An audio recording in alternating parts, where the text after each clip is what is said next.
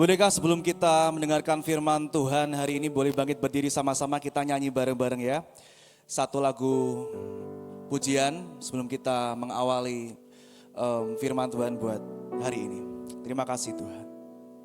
Oh terima kasih Tuhan. Sesulit apapun tantangan, cobaan dalam hidup kami selalu percaya Kau selalu bersama-sama dengan kami Tuhan. Tuhan tidak pernah berjanji langit selalu biru. Tuhan tidak pernah berjanji bahwa langit selalu cerah. Tapi yang Tuhan janjikan walaupun kadang langit itu mendung, hujan, badai, yang Tuhan janjikan adalah Tuhan selalu bersama dengan kita. Amin. Terima kasih ya Tuhan. Terima kasih ya Tuhan. Yes. Thank you Jesus, thank you Jesus. Hanya Kau tempatku berlindung. Hanya Engkau laguku dan kekuatanku. Izinkanlah ku datang menyembah, membawa syukurku. Hanya Kau Tuhan. Hanya Kau tempatku berlindung. Hanya Engkau laguku dan kekuatanku.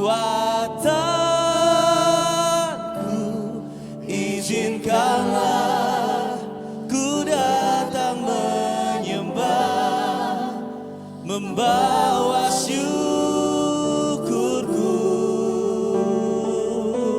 sama-sama kita katakan sedalamnya hatiku Kau pun tahu, dan kasih-Mu tak jauh dalam jiwaku. Di dalam kesesakan, di dalam kemenangan, ku tahu Engkau selalu bersamaku.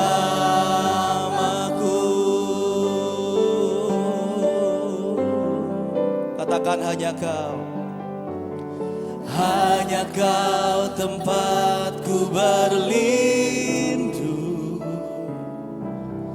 Hanya Engkau laguku dan kekuatan.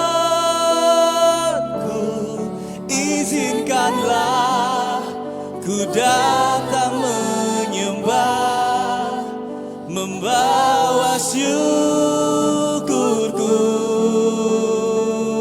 Oh, sedalamnya hatiku Kau pun tahu, dan kasih-Mu tak jauh dalam jiwaku. Di dalam kesesakan, di dalam kemenangan, ku tahu Engkau selalu bersamaku. Sedalamnya hatiku Kau pun tahu, dan kasih-Mu tak jauh dalam jiwaku. Di dalam kesesakan, di dalam kemenangan, ku tahu Engkau selalu bersama. Di dalam kesesakan, di dalam kesesakan, di dalam kemenangan, ku tahu Engkau selalu bersama. Sekali lagi sama-sama di dalam kesesakan, di dalam kemenangan, ku tahu Engkau selalu bersamaku. Berikan tepuk paling baik buat Tuhan kita. Terima kasih ya Tuhan sekali lagi. Lagu ini menjadi pengingat buat setiap kami Tuhan, yang mungkin hari-hari ini sedang merasa sendirian, yang merasa sedang mengalami tantangan, menghadapi tantangan seorang diri.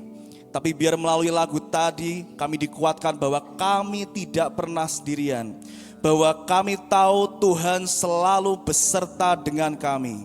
Terima kasih ya Tuhan. Sekali lagi kalau firman-Mu berkata bukan kami yang memilih Engkau, tapi Engkau yang memilih setiap kami. Kami mengucap syukur Tuhan. It's an honor Lord. Itu adalah sebuah kehormatan buat kami Tuhan, boleh Engkau pilih sebagai anak-anak-Mu Tuhan. Terima kasih ya Tuhan. Biarkan sebentar firman Tuhan disampaikan. Biarkan keluar dari suara yang berasal dari Tuhan dan bukan perkataan dari manusia. Karena kami tahu perkataan yang dari manusia tidak mengubah apapun, tapi sepatah kata yang dari Tuhan mengubah hidup kami untuk selamanya Tuhan. Terima kasih ya Tuhan, Kau jadikan hati kami tanah yang paling subur untuk menerima setiap benih firman-Mu Tuhan. Yang di dalam nama Yesus, sembunyikan hamba-Mu di balik salib-Mu Tuhan. Yang di dalam nama Yesus, segala pujian, hormat, sanjungan hanya bagi Tuhan Yesus Kristus. Dan semua yang siap mendengarkan firman Tuhan bersama-sama katakan amin. Kasih tepuk tangan yang terbaik sekali lagi buat Tuhan. Silakan semua duduk. Izinkan saya menyampaikan firman Tuhan sebentar saja. Masih semangat sepanjang 2 hari ini? Siapa yang selama 2 hari ini diberkati, angkat tangan, katakan wuh. Puji Tuhan. Kita membuat youth conference ini, kita berharap ini bukan sekedar event tapi sebagai movement. Kita udah melakukan ini sekitar, ini berarti YC5, berarti tahun kelima. 4 tahun sebelumnya kita lakukan semua di Semarang. Dan hal yang membuat kita paling bahagia adalah ketika kita mendengarkan testimoninya atau kesaksiannya. Setelah mengikuti acara youth conference, ada perubahan hidup apa atau ada kesaksian apa, itu yang membuat kita, apa istilahnya ya, sangat bahagia lah. Di luar bahagia bahkan, kenapa kau bahagia? Kak, saya membahasakan diri saya Kak aja ya. Karena saya begitu banyak mendengar yang tadinya ada sebuah gereja, ada yang komselnya udah sekarat, gerejanya sekarat, kaum mudanya udah dying seperti itu. Sampai akhirnya setelah datang youth conference mereka menulis di testimoni, di kesaksian itu dia berkata, kita terima kasih ya para panitia, orang ini ngomong seperti itu. Gara-gara youth conference, aku sebagai youth pastor, sebagai pemimpin, sebagai ketua komsel, kita memutuskan buat tidak menyerah dengan situasi kondisi yang kita alami. Itu yang membuat kita wow. Ya banyak banget. Bahkan kemarin youth conference keempat kita juga ada orang tiba-tiba waktu masih on the way ke Semarang, dia dari luar pulau, saya lupa dari pulau mana. Tiba-tiba dia ada temennya itu yang lumpuh. 4 tahun, 5 tahun. Dia pakai truk ya, untuk bantu jalan itu. Kursi roda, sampai akhirnya orang ini lagi di tengah kapal. Lagi perjalanan menuju ke Semarang. Datang ke youth conference, dia doain, ada di Instagram kan, sempat viral itu. Itu gak cuma kejadian 1 kali, 2 kali, tapi berkali-kali. Dan situ kita melihat, wow, penyertaan Tuhan luar biasa. Dan saya berharap, nanti setelah acara youth conference di Manado ini pun, saya bisa mendengarkan kesaksian saudara, kita bisa mendengarkan testimoni saudara seperti itu. Bukan untuk apa-apa, tapi untuk memuliakan nama Tuhan. Amin. Oke, sekarang kita mulai. Saudara, kalau di hari pertama kemarin kita sudah bertaubat, kita udah nangis-nangis lah dan sebagainya bertobat seperti itu. Di hari kedua ini saya berharap kita sekarang mulai bangkit. Kita kan gak mau ya hanya bertobat terus gitu ya. Sekarang kita bangkit di hari kedua ini. Besok hari ketiga diutus. Oke. Hari kedua bangkit. Sekarang kita kuatkan yang lama sudah berlalu. Ingat tadi kita ada talk show, intimidasi bukan pekerjaan dari Tuhan.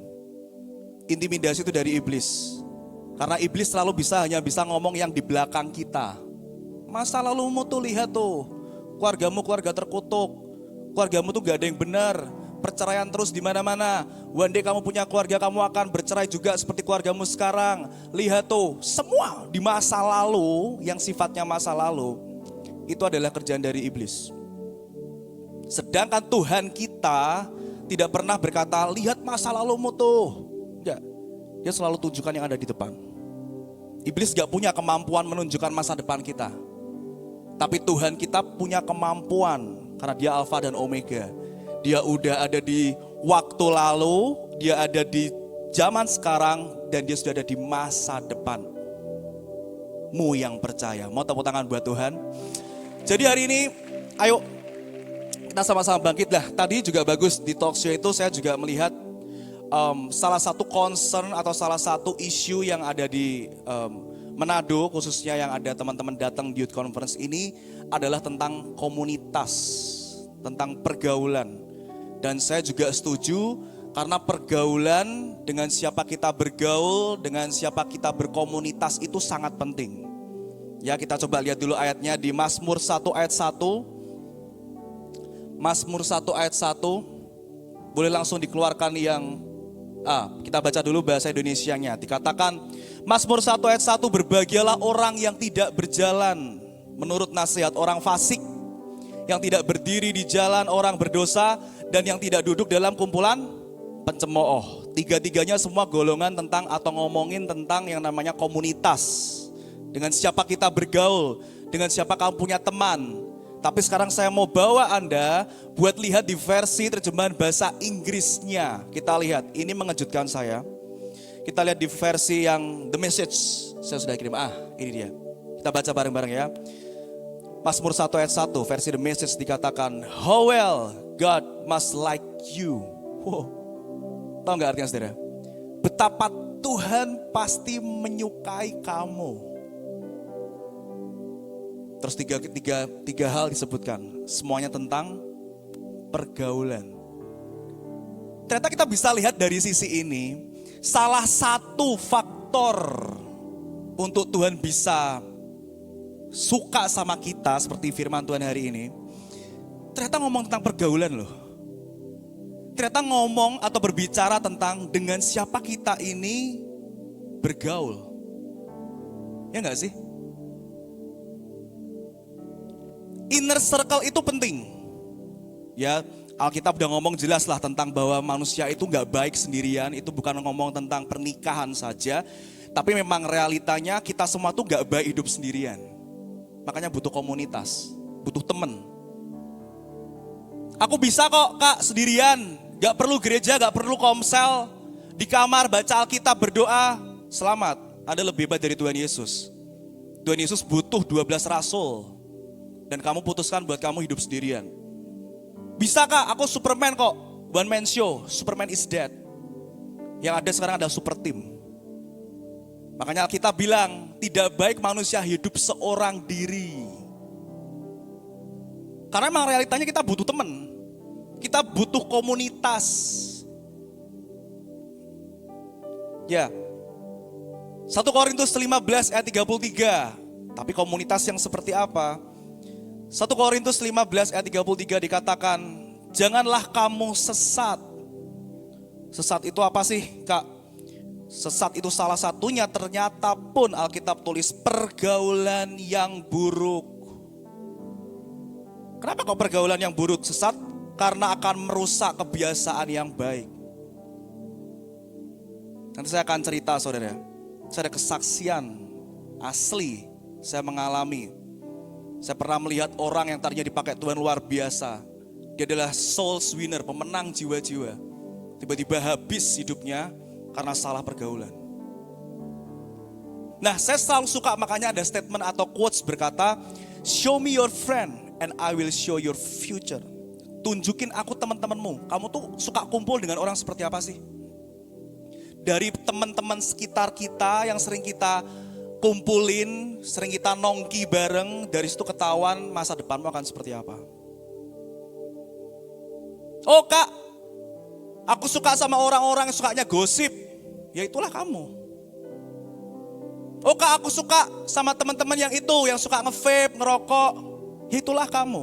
Enggak Kak. Aku hari ini gak ikut-ikutan kok. Aku cuma ada di sekitaran mereka yang gosip, yang ngerokok, yang ngomongin tentang zina terus. Tapi aku gak ikut-ikutan. Nanti saya tunjukin. Itu lebih bahaya. Oke. Sekali lagi, jangan kamu sesat. Pergaulan yang buruk merusakkan kebiasaan yang baik. Poin pertama, Alkitab tulis, you don't walk in the roads of those blind as bats. Jangan ikuti jalan orang yang buta. Itu namanya orang buta menuntun orang buta. Gitu, tapi ada kata penting di sini dalam bahasa Inggrisnya tulisannya roots. Kamu tahu roots gak? Roots itu seperti jejak yang dilalui terus menerus sehingga meninggalkan jejak yang begitu dalam. Wow. Wah, kalau gitu gimana dengan menjangkau jiwa-jiwa? Jangkau aja. Tapi jangan sampai kita roots. Wah, ini demi penjangkauan. Temanku ada yang nakal, Kak. Silakan jangkau. Tapi kalau kamu terus ikuti sampai meninggalkan jejak di hatimu, kebiasaan omong kotornya orang ini kamu ikutin, itu yang gak boleh. Itu bukan menjangkau yang terhilang, tapi kamu dijangkau yang terhilang. Ya gak sih? Bahaya. Hari ini berapa banyak orang juga mengikuti pola hidup dunia tanpa berpikir. Bahaya banget. Pola hidup dunia itu seperti apa, Kak? Menganggap dosa itu normal, dibuat buta secara rohani. Apa isu yang paling sering hari-hari ini? Ada 3 yang top. Pertama, gak hormat sama orang tua. Lah gimana, Kak? Orang tuaku gak relate, gak relevan, gak mudeng, gak paham kok. Ketinggalan zaman. Orang tuaku tuh kuno. Orang tua yang sama yang dulu nyuapin kamu nasi loh. Waktu kamu belum bisa pegang sendok. Tanpa mereka kamu bisa apa? Orang tuaku kuno, relate, terlalu rohani, aneh. Orang tuaku. Yang besarin kamu siapa? Kamu keluar dari mana? Kan gak dari batu toh saudara, kita kan dilahirkan. Gak ada pilihan lain, hormati. Kayak Pastor Michael kemarin cerita. Hormati orang tua. Tapi gimana, Kak? Orang tuaku tuh aneh orangnya kok. Gak mengerti aku. Dengerin. Karena saya jadi orang tua, saya sekarang baru paham. Dengerin ini. Kamu yang merasa orang tuamu gak relevan, gak relate sama kamu. Dengerin. Orang tuamu pun baru pertama kali jadi orang tua loh. Artinya mereka juga masih belajar. Ya gak sih? Orang tuamu pun baru pertama kali punya keluarga. Dia masih belajar. Makanya seringkali orang tua melakukan kesalahan, pasti. Everybody make a mistake. Setiap orang pasti pernah melakukan kesalahan. Ya gak sih? Orang tuamu belum pernah dia istilahnya ikut les atau punya anak-anakan gitu ya. Dari kecil dirawat, jadi besok kalau punya anak beneran tahu polanya yang relevan, yang relate sama kita gimana. Gak ada kayak gitu. Artinya orang tuamu yang seringkali kata kamu menyakiti kamu pun dia baru pertama kali jadi orang tua. Makanya tadi waktu sesi mendoakan yang ada masalah sama orang tuanya, saya berkata semakin kita itu benci sama orang tua kita. Oke lah, misalnya orang tuamu gak bener, semakin kamu benci sama orang tuamu, suatu hari nanti kamu akan jadi orang yang paling mirip dengan orang tuamu itu. Serius. Oh enggak, Kak, aku adalah orang yang tidak akan pernah mau seperti papaku. Aku gak akan pernah mau seperti dia, Kak. Suka pukulin istri, pukulin anak, maki-maki, mabuk-mabukan. Aku gak akan pernah mau seperti dia. Selama kamu berkata seperti itu belum mengampuni. Jangan kaget suatu hari nanti kamu akan menjadi orang yang paling mirip dengan papa mamamu. Kak, tapi aku serius, aku gak mau, kasihan anak-anakku besok. Ampuni orang tuamu. Gak ada pilihan lain. Ampuni. Susah, Kak, bersama Tuhan pasti bisa. Komunitas itu penting. Saya ini produk dari Komsel. Saya bertumbuh, bertaubat, kenal Tuhan, berbuah dari Komsel. Karena gak baik seorang diri. Kedewasaan tidak pernah terjadi di kesendirian. Kok bisa, Kak? Karena Alkitab bilang, besi menajamkan besi, manusia menajamkan sesamanya. Untuk bisa tajam, untuk bisa dewasa, kita butuh komunitas, gak ada pilihan lain. Jadi hari ini yang belum berkomsel bertobat. Siapa di sini yang udah berkomsel? Boleh angkat tangan. Yang udah aja. Wah, tinggi-tinggi, bangga harusnya. Puji Tuhan. Silakan turun. Apalagi pola hidup dunia hari ini. Suka sama jenis itu biasa. Itu hiburan. Nah, ini dengerin ya. Suatu kali saya pernah mendengarkan sebuah podcast. Dia adalah narasumber podcast itu adalah salah satu orang yang dulu ikut sama gereja setan. Tahu ya? Dan orang ini bilang, di gereja setan itu kita juga punya Alkitab. Alkitabnya itu isinya sama persis sama kayak punya kita hari ini, tapi dibalik. Kalau di Alkitab kita yang ditinggikan Tuhan Yesus, yang dibuang iblis gitu ya. Tapi kalau di gereja setan itu yang ditinggikan adalah si jahat, yang dibuang Tuhan Yesus. Terus saya iseng, saya cari. Bagaimana dengan 10 perintah Allah? Ya, hormati orang tuamu gitu kan. Saya cari kalau di tempat mereka itu ada, tapi bukan 10, tapi 9. Dan pengen tahu nggak salah satu isinya ngomongnya apa? Itu kayak 9 itu ya, isinya tentang agendanya mereka semua. Itu mengerikan. Tak ceritain nanti 2, tapi yang pertama. Salah satu yang dikatakan di situ adalah mereka ingin membuat moral manusia lebih buruk dari binatang. Wow. Mereka ingin membuat moral manusia lebih buruk daripada binatang. Dan hari ini terjadi nggak? Terjadi. Anjing, binatang bisa membedakan mana yang jantan, mana yang betina, ya nggak sih? Bagaimana dengan manusia hari ini? Ya toh? Cowok sama cowok, cewek sama cewek. Firman Tuhan berkata, Tuhan itu menciptakannya tuh Adam and Eve dan Hawa, bukan Adam and Steve. Be careful. Terus harus gimana, Kak? Saya pernah menangani sebuah case, lebih dari satu lah, tentang yang namanya LGBT. Dan dari semua case LGBT yang saya tangani ada satu kemiripan atau kesamaan. Apa itu? Selalu masalahnya ada di kehilangan figur ayah atau ibunya. Kehilangan figur ayah atau ibunya. Bukan papa mamanya meninggal, enggak. Tapi papa mamanya secara fisik ada, tapi fungsinya enggak ada. Itu hilang figur. Sama, saya kaget. Setelah saya lihat, riset ternyata memang sebagian besar pun karena itu. Orang terjadi LGBT itu karena selalu dari family, dari keluarga. Nah, sekarang pertanyaannya buat Anda hari ini. Anda mau besok punya keluarga, punya anak boti? Tadi kita udah bahas toh, LGBT. Mau nggak? Nggak mau kan? Hidup yang benar. Indonesia masuk dalam 3 top 3 fatherless, kehilangan figur ayah. Kalau fatherless atau kehilangan figur ayah tinggi, pasti perzinahannya juga tinggi. Gak ada pilihan lain, kamu harus hidup benar. Kalau kamu hari ini hidup juga sama aja, gak benar, gak jaga kudusan, jatuh ke dalam dosa perzinahan, nanti saya akan tunjukkan sedikit. Akibat dosa perzinahan itu kayak apa. Kamu gak jaga hidupmu, ya udah kamu ciptakan LGBT berikutnya.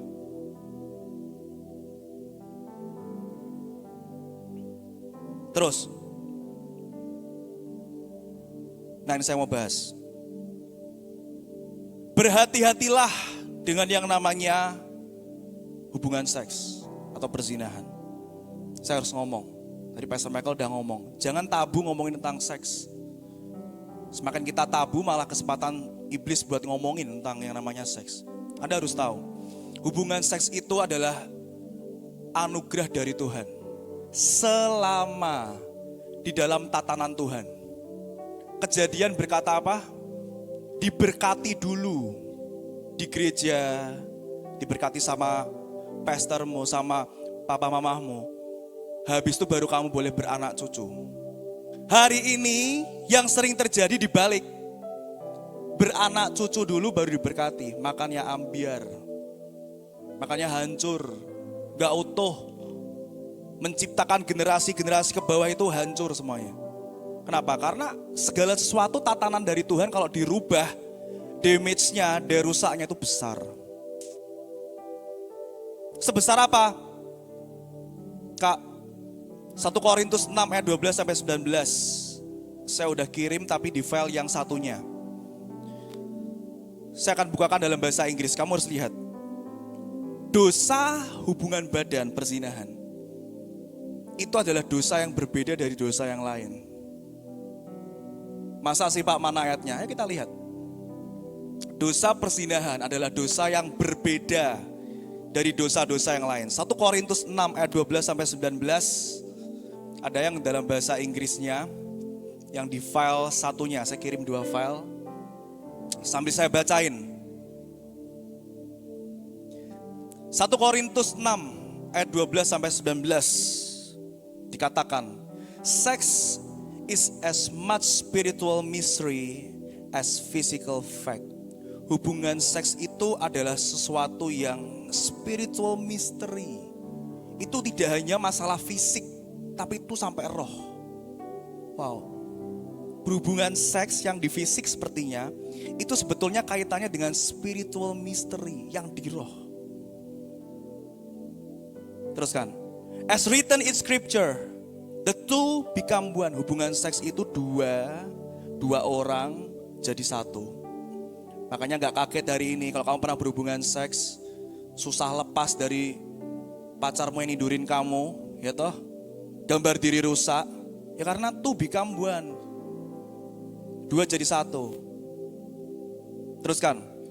We must not pursue the kind of sex that avoids. Kita harus menghindari, gak boleh kejar jenis berhubungan seks yang mengabaikan komitmen and intimacy. Pacaranmu itu bukan komitmen, menikah itu komitmen. Wah Kak, tapi gimana? Cowokku bilang, kalau sayang buktikan. Kan aku sayang Kak sama cowokku. Tak kasih tahu buat kamu para cewek, rahasia pria. Kalau cowok itu beneran sayang sama kamu, dia gak akan pernah mikirin porno sama kamu. Tak kasih tahu. Dia gak sempet. Karena kalau beneran sayang, dia akan menjaga kamu. Kalau sampai dia minta aneh-aneh sama kamu, dia gak sayang. Itu bukan love, itu lust, nafsu. Bukan sayang itu. Ya gak sih? Rahasia pertama, rahasia kedua. Cowok kalau habis tidurin kamu pikir akan simpan rahasianya seperti kamu para wanita. No way. Dia akan umbar ke circle-nya dia. Wih, hari ini aku habis tidurin ini. Serius, kamu pengen tahu rahasia pria? Jadi jangan pikir, gak apalah yang sedih kan aku sama dia habis melakukan hubungan ini. Siapa bilang cewek doang yang sedih? Yang pria akan umbar. Dan tidak ragu buat ninggalin kamu para wanita.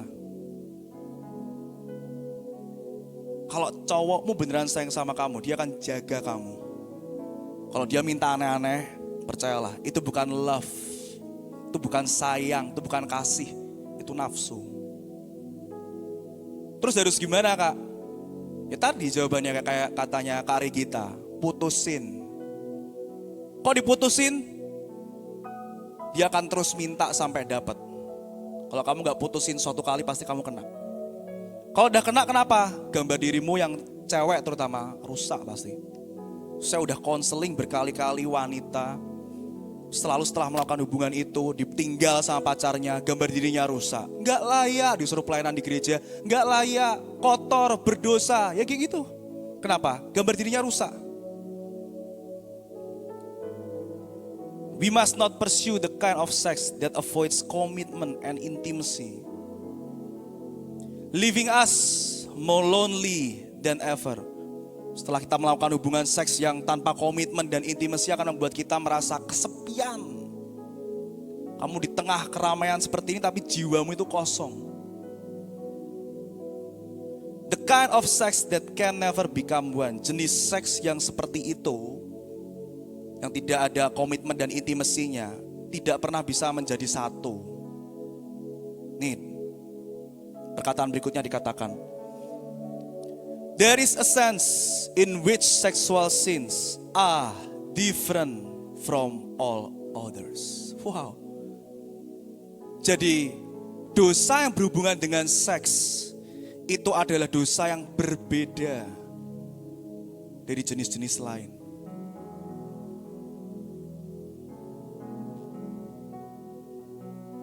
Kamu mau besok anakmu mengalami hal yang serupa seperti kamu alami sekarang? Gak mau toh? Bayar sekarang. Hidup benar. Bukan hidup baik, hidup benar. Baik belum tentu benar. Hidup benar. Cara hidup benar gimana Kak? Salah satunya, filter pertemananmu. Komunitas. Kamu harus filter, gak ada pilihan lain. Menjangkau, sekali lagi silakan menjangkau yang terhilang. Tapi jangan sampai kamu ikuti jejaknya sampai meninggalkan bekas, sampai kamu terlalu ikut kebiasaannya. Apalagi? Berapa banyak hari ini kita dibuat hidup untuk kesenangan sesaat? Ngapain Kak terlalu rohani, terlalu Kristen, ngapain pelayanan terus? Gereja gak ngasih aku makan. Itu hati-hati saudara. Saudara pernah baca Alkitab gak? Ada satu kejadian untuk pertama kalinya Tuhan Yesus membuat cambuk tali. Pernah tahu cerita itu? Untuk mengusir pedagang atau orang-orang yang berjualan di halaman Bait Allah. Apa artinya Kak? Tuhan benci sama orang yang punya mental dagang. Bukan pedagang, tapi mental dagang dalam hubungannya dengan Tuhan. Apa itu artinya Kak? Itu kayak tadi. Ngapain pelayanan terlalu dalam? Gereja bisa kasih makan aku apa? Dagang, mental dagang. Kalau aku ikut Tuhan, serius sama Tuhan hidupku, besok aku dapat apa Kak? Itu mental dagang. Jangan pernah bawa mental dagang ke dalam hubungan kita sama Tuhan. Apalagi, YOLO Kak, you only live once. Hidup kan cuma sekali. Nikmati aja kesenangannya sekarang. Kamu hidup sekali tapi kamu juga matinya sekali.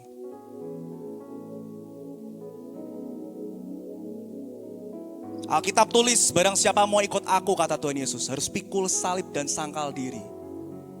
Oh berarti ikut Tuhan Yesus sengsara terus ya Kak, gak boleh senang. Boleh, senang, silakan senang. Tapi kalau sampai kita membuat kita terlena, maunya happy terus, aku mau ikut Tuhan Yesus bahagia terus Kak, gak ada janji seperti itu. Gak pernah tertulis. Yang Tuhan tulis, walau musim apapun yang kita lewati, Tuhan selalu beserta dengan kita. Kalau itu ada. Tapi kalau ikut Tuhan Yesus maka hidupmu akan selalu bahagia, gak ada. Tantangan akan terus datang. Percayalah. Poin nomor 2. You don't stand with the good for nothing. Jangan bergaul dengan orang yang menganggap kekudusan, kebenaran itu gak penting. Berapa banyak sekarang anak muda lebih merasa nyaman dengan circle di luar gereja, dengan komunitas, dengan pertemanan di luar gereja. Komunitas yang tidak mengenal Tuhan.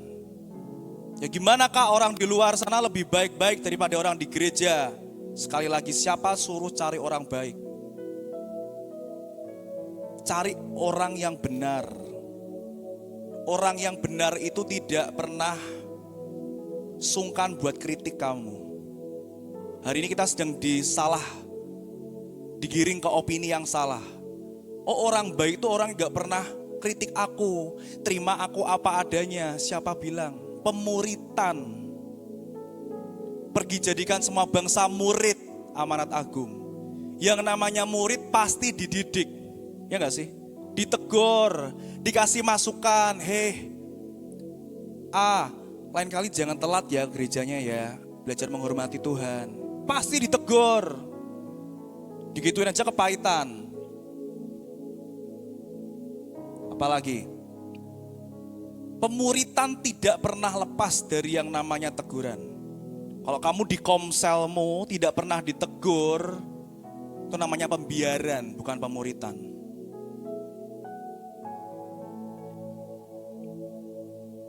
Orang gereja itu munafik kak, males pergi ke gereja. Kalau dalam gereja aja mereka baik. Baiknya sampai malaikat aja minder. Tapi kalau di luar sombongnya gak karuan, jahatnya gak karuan. Saudara harus tahu dulu, Alkitab berkata, hanya orang sakit yang butuh tabib. Kita semua di sini tuh orang sakit, saudara. Anda harus tahu itu. Termasuk yang pegang mic. Saya juga orang sakit. Makanya bareng-bareng yuk kita kenal, kita cari Tuhan.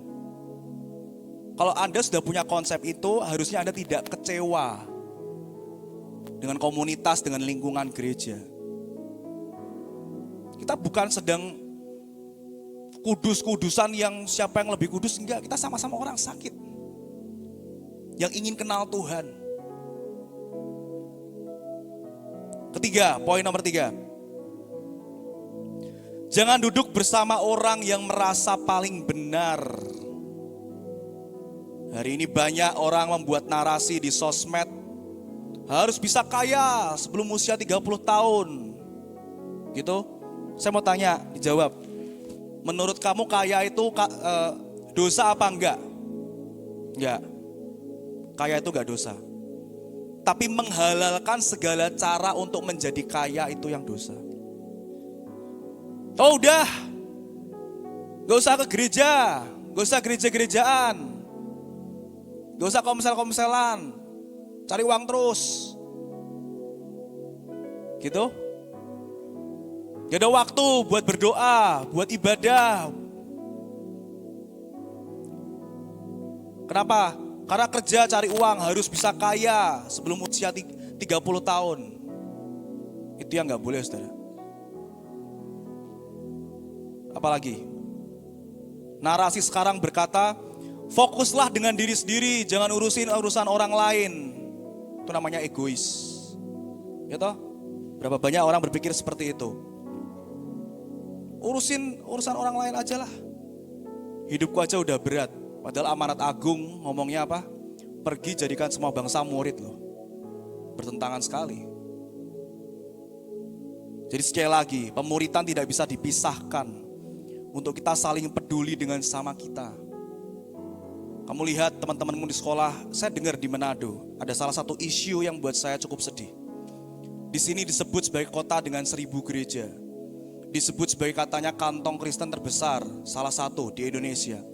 Tapi saya kemarin kumpul dengan beberapa orang, pemimpin, dikatakan bahwa salah satu isu terbesar Manado adalah kehilangan generasi mudanya. Wow, apa yang terjadi? Kemana kamu selama ini? Kamu anak-anak muda kemana selama ini? Jangan-jangan kamu udah kemakan narasi ini nih. Oh yang penting aku ke gereja kak. Yang penting aku komsel. Yang penting aku bisa memuji menyembah Tuhan di gereja. Kamu abaikan temanmu, kamu sedang tidak menjalankan amanat agung loh. Kamu egois.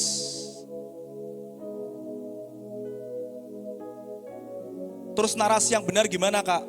Narasi yang benar adalah apa kata Alkitab. Makanya jangan malas baca Alkitab. Tapi susah kak, Alkitab tuh susah dimengerti. Makanya tergabung dalam komunitas. Dalam komunitas itu kamu bisa share. Ini artinya apa sih ayat ini? Ya gak sih? Ini apa sih artinya? Kayak gini. Kalau kamu punya komunitas yang sehat, itu asik. Tergabung dalam komunitas. Terakhir. Kak, tapi yang rusak itu cuma teman-temanku. Aku gak ikut-ikut kok. Yang ngerokok, yang ngomong jorok, yang nge-vape, yang berzina, itu cuma teman-temanku. Aku hanya suka aja kumpul sama mereka. Dengerin. Kamu tahu gak ada cerita tentang Abram dan Lot? Lot akhirnya memilih tempat yang bernama Sodom. Seperti taman Tuhan kata Alkitab. Tapi begitu Lot dan keluarganya tinggal di Sodom, apa yang terjadi? Lingkungannya bejat semua, buruk. Perzinahan di mana-mana. Tapi Lot ikut-ikutan enggak? Enggak ikut. Lot dan keluarganya enggak ikut-ikutan. Tapi dia tinggal terus di lingkungan yang seperti itu. Tiap kali dia keluar dari rumahnya dia lihat perzinahan.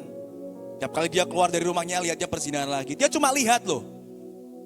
Tapi dia enggak ikut-ikutan. Sampai suatu kali malaikat Tuhan berkata, Lot, kamu sama keluargamu harus pergi. Kota ini mau dihukum sama Tuhan. Kira-kira terjemahan bebas seperti itu. Hanya dihajarlah Sodom sama Tuhan. Istrinya menoleh ke belakang menjadi tiang garam. Dan Lot pergi dengan kedua anaknya di kota yang namanya Zoar. Apa yang terjadi? Kedua anaknya bisa berpikir, yuk kita bersetubuh dengan papa kita supaya punya anak. Itu pikiran dari mana? Menurut saya, itu adalah pemikiran dari bertahun-tahun mereka tinggal di lingkungan yang buruk. Alkitab tulis, kalau kamu orang benar, tinggal di lingkungan yang tidak tepat, itu jiwamu tersiksa. Wow. Tapi gak ikut-ikutan kak, itu tadi. Kamu tahu gak ada istilah perokok pasif? Perokok pasif itu adalah orang yang tinggal di lingkungan perokok aktif. Dan dikatakan perokok pasif itu daya rusaknya lebih besar daripada perokok aktif itu sendiri. Tapi gimana kak nyaman? Teman-teman SMA aku, sekolahku yang asik-asik tuh anaknya yang nakal-nakal kak. Pilih. Kau pilih hari ini. Pilih berkat apa kutuk. Terusin aja.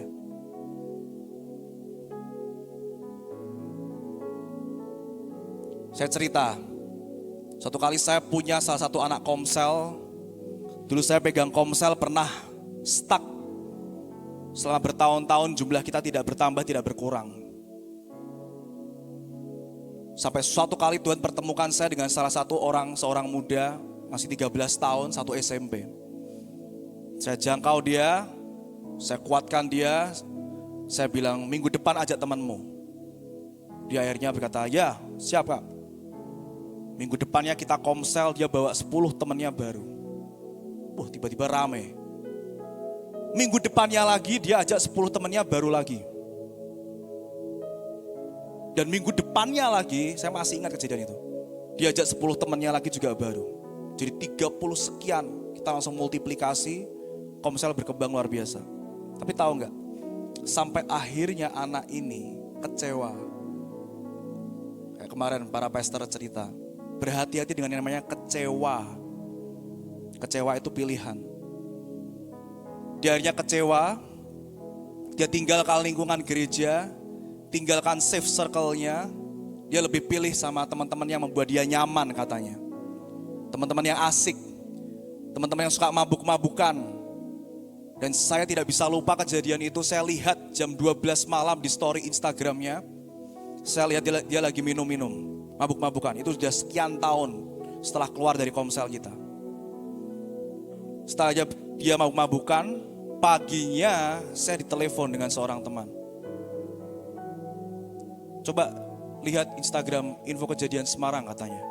Saya lihat ada info, ada berita bahwa anak ini semalam yang mabuk-mabukan itu.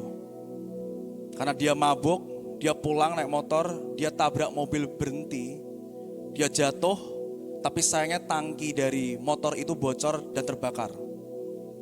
Karena dia mabuk, dia gak bisa bangkit berdiri. Bayangin. Hidup kak, mati. Saya masih ingat kejadian itu. Dia mati, dimasukin peti mati, kakinya gak bisa lurus. Masih bentuk kayak gini. Kenapa? Kebakar. Celana jinnya itu udah lengket semua sama badannya. Mengenaskan. Kenapa? Salah pergaulan. How well God must like you. Betapa Tuhan pasti mengasihi engkau. Salah satu faktornya, hati-hati dengan siapa kita bergaul. Mari semuanya bangkit berdiri.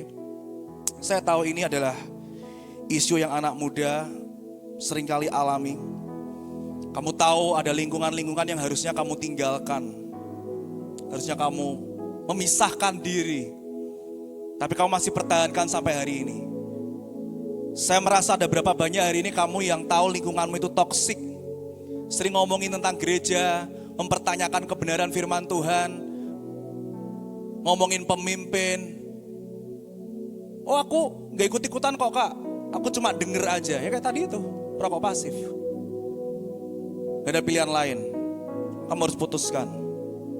Kamu harus putuskan, kalau sudah terlalu too much, kamu harus bisa filter pertemanan. Amin.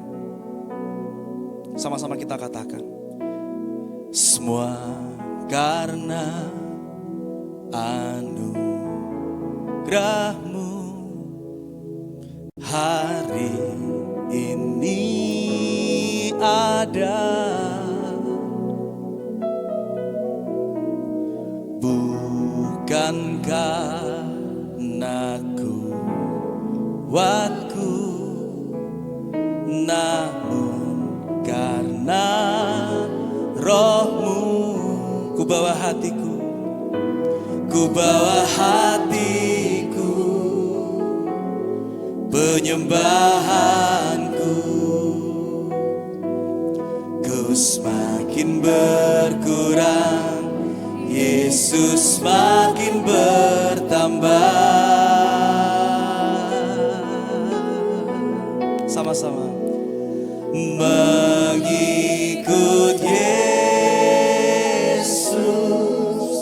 itulah kesukaan hatiku. Ku lepas semua hakku untuk mengenal kehendaknya di hidupku, mengiring Yesus, itulah kekuatan hidupku. Ku yakin anugerahnya mampu jadikanku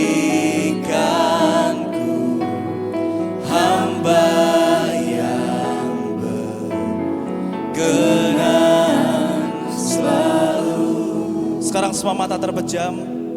Saya tidak akan undang Anda buat maju ke depan. Tapi hari ini kalau engkau tahu firman Tuhan ini menyentuh hatimu dan engkau tahu, engkau berkata, ya kak, aku hari-hari ini sedang terjerumus dalam pergaulan yang gak benar, yang gak baik. Ya kak, aku hari ini sedang terjerumus dalam pergaulan yang selalu ngomongin tentang gereja, meragukan kebenaran, yang ngomongin tentang pemimpinku, sehingga aku mulai goyah hari-hari ini kak. Ya kak, aku orangnya, aku gak ngerokok, aku gak nge-vape, tapi sekitarku atau lingkunganku adalah orang-orang yang perokok. Semua pejamkan mata sebentar aja. Saya hanya ingin mendoakan Anda di tempatmu masing-masing, gak usah maju ke depan. Kalau ada boleh gak angkat tangan tempat masing-masing. Kalau kau yang seperti itu, angkat tangan tempat masing-masing, gak usah maju ke depan. Saya ingin berdoa dari tempat ini, di dalam nama Yesus Tuhan. Kau lihat setiap tangan-tangan yang terangkat Tuhan. Bantu mereka Tuhan yang sedang struggle, yang sedang bergumul dengan pergaulan, dengan komunitas yang sedang mereka lewati ya Tuhan. Di dalam nama Yesus, seperti firman Tuhan berkata, sebelum tujuan Tuhan dinyatakan kepada orang, pertama-tama Tuhan akan pertemukan dengan orang-orang, dengan komunitas yang tepat di dalam nama Yesus Tuhan. Mungkin gak mudah, mungkin mereka sedang menentang yang namanya semua yang tidak baik di dalam nama Yesus Tuhan. Mungkin sulit karena mereka sudah nyaman dengan teman-teman itu yang gak baik. Tapi biar oleh karena pertolongan dari Roh Kudus sore hari ini yang mampukan, biar mulai hari ini sepulangnya dari Youth Conference ini mereka akan bertemu dengan orang-orang yang tepat, komunitas yang sehat, safe circle, komunitas yang sehat di dalam nama Yesus Tuhan. Kau pertemukan dengan orang-orang yang tepat sekali lagi, yang bisa membina. Pertemukan dengan mentor-mentor yang tepat di dalam nama Yesus Tuhan, yang bisa membina, membawa mereka ke dalam high calling, panggilan tinggi yang sedang mereka punya di dalam nama Yesus sekali lagi Tuhan. Pertemukan Tuhan. Dan kami juga berdoa bahkan mungkin yang hari ini belum tertanam di Komsel Tuhan, Kau yang hari ini sudah nyatakan kebenaran-Mu bahwa manusia tidak baik hidup seorang diri di dalam nama Yesus Tuhan. Mungkin hari ini kami punya paradigma atau cara melihat Komsel itu sesuatu yang buruk atau negatif, punya pengalaman yang tidak enak. Tapi biar mulai sore hari ini kebenaran disampaikan. Kebenaran itu yang akan memerdekakan, yang akan memulihkan, yang akan membedakan cara berpikirmu yang sudah lama di dalam nama Yesus. Biar kembali tertanam. Karena amanat agung berkata, pergi jadikan semua bangsa murid di dalam nama Yesus. Biarkan kami sebagai pengikut Yesus adalah orang-orang yang dimuridkan dan memuridkan Tuhan di dalam nama Yesus Tuhan. Sekali lagi Tuhan, karena kami tahu amanat agung, pekerjaan, tugas yang dari Tuhan tidak bisa dilakukan oleh 1-2 orang, oleh pendeta kami, oleh pemimpin kami, gak bisa. Tapi setiap tubuh, setiap kami Tuhan, biarkan kami itu berfungsi sesuai dengan fungsinya Tuhan, memurid dan dimuridkan oleh orang lain di dalam nama Yesus Tuhan. Terima kasih Tuhan, biar sore ini sekali lagi Tuhan, Kau yang kasih roh hikmat dan pengertian. Biar ada pengertian yang baru, hidup kami diubahkan, kami mau ambil keputusan, kami mau hidup benar, kami mau pilih komunitas yang sehat, kami mau pilih pergaulan yang baik Tuhan. Ya di dalam nama Yesus Tuhan, terima kasih Tuhan, Kau yang bulatkan hati kami, Kau yang tetapkan hati kami Tuhan. Terima kasih Tuhan, ya di dalam nama Yesus Tuhan, di dalam nama Yesus Tuhan. Mengikuti Yesus